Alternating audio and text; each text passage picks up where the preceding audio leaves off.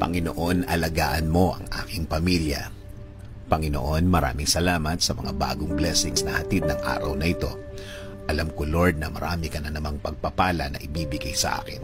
Tulad na lang ng nagising ako sa araw na ito. Ito pa lang, alam kong may plano ka pa para sa akin.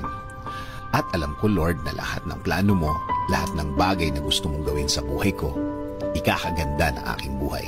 Ikaka-level up ng aking araw-araw. At alam ko din, Lord, na alam mo ang lahat na nangyayari sa aking buhay. Alam ko din na bahagi ng blessings mo sa akin ay ang pag-aalaga mo sa akin, na gawin akong safe saan man ako mapunta at saan man ako andun. Ginagawa mong safe ang lugar na yon. At alam ko, Lord, na since ikaw ang nanguna ng aking buhay, alam kong patuloy mo akong igagayin sa mga darating na araw at panahon. At sa lahat ng aking gagawin sa mga susunod na araw, linggo, at mga taon na darating sa aking buhay.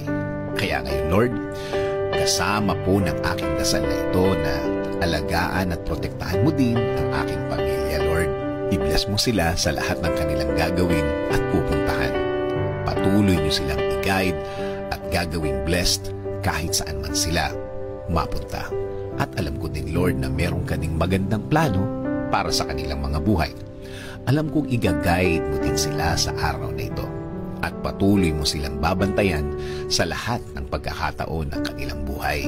Patuloy niyo pong pasukin ang aming mga buhay. Patuloy niyo kaming bigyan ng direksyon sa lahat ng pagkakataon.